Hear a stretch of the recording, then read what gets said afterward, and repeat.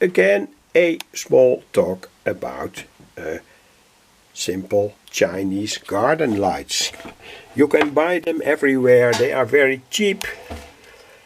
And the question in this video is, why are they made in a throw-away product?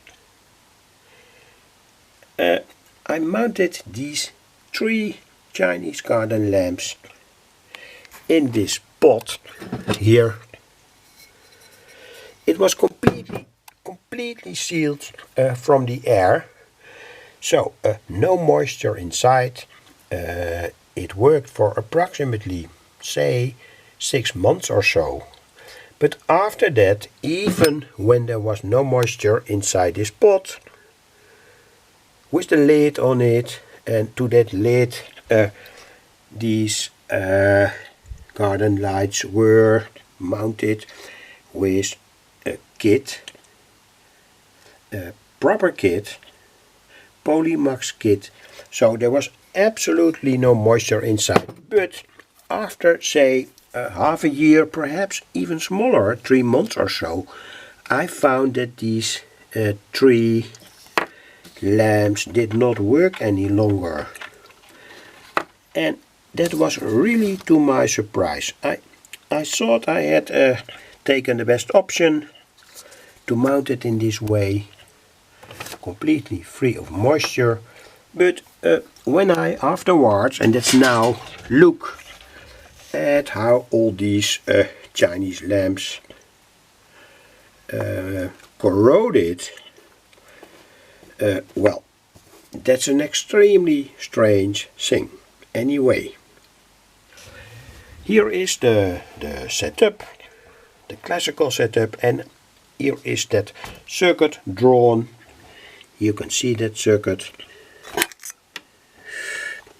It's a nickel manganese hydride battery.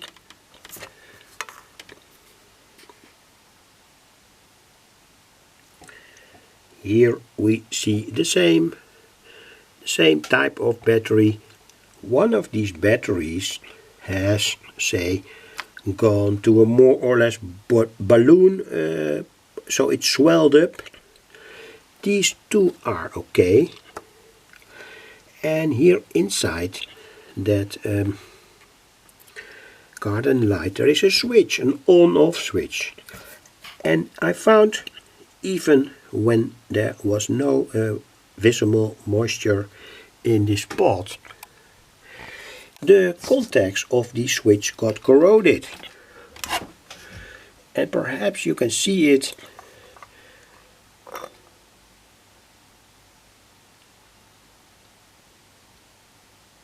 And I think that's very bad. Say a very cheap switch was used to switch the LED string on or off. Anyway, so again, the schematic, the sun is here, the solar cell, it charges the battery, and here is the chip, and this chip is more or less, as far as I know, during the many years that I followed these garden lamp circuits, I've already made other videos about it. That chip is more or less universal. It has no type number. It's black, it's blank, etc. And here you see it in the middle of the screen. This is the front, and I will flip the circuit now. This is the back side of that. Well, it rolls away anyway, could happen. This is the back side of that chip, and I'm absolutely sure that when you have these garden lamps or you are interested in electronics, you will recognize this chip and this circuit board. Here the same, they all are the same, and of course that's also kind of problem. In China, no lead may be used, so it's leadless solder. That also gives problems, but anyway, you can repair that by, say, resoldering them, get them working again, etc., etc. Most important thing is that there's always a kind of corrosion that makes this circuit not to work for a very long time, and I think it's a real pain. When we look at first at the very valuable components in terms of electronics, for instance, this solar cell is a very valuable component. You can use it, for instance, to make small radio work in sunlight, etc., etc. And they are very cheap, of course, but when you switch a few of them in series, so perhaps 3 of them in series, with these solar cells you can supply a small radio. And of course use a proper battery in that case that has to store the energy. That also does not have to be a problem. So that's the first valuable component, and the second valuable component is of course this chip. This chip was made for this purpose and it works very good. So why is it made in such a way that after approximately 4 months of proper functioning, such a beautiful electronic circuit has to be thrown away? And in the landfill or whatever, it's a real pain anyway. And of course here the same issue, that nickel cadmium battery is also a very high quality battery. Of course this resistor is not very interesting, and the diode that's used here is also not very interesting. It's now in the middle of the screen.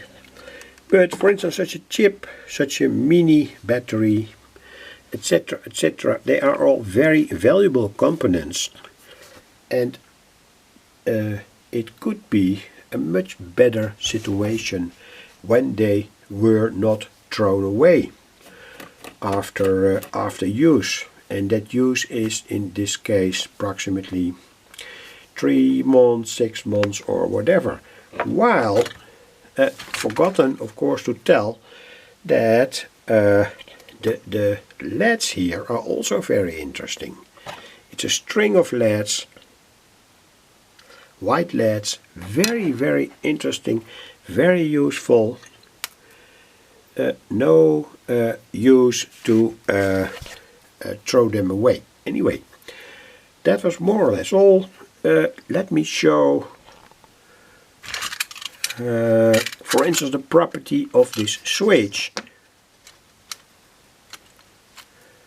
I hope I can demonstrate it. Or it was this switch. Well, it was this switch. When I make the contact here, with the help of this knife, the LED started to work again. Anyway, not now. Perhaps I have to put the camera in a fixed position. Let me try.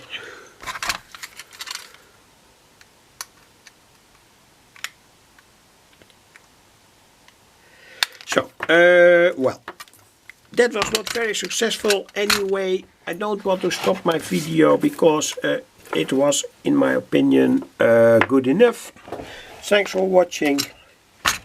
Here all the parts of the plastic that had to be broken away before I could open up all these lanterns. So Again, thanks for watching. And the schematic again.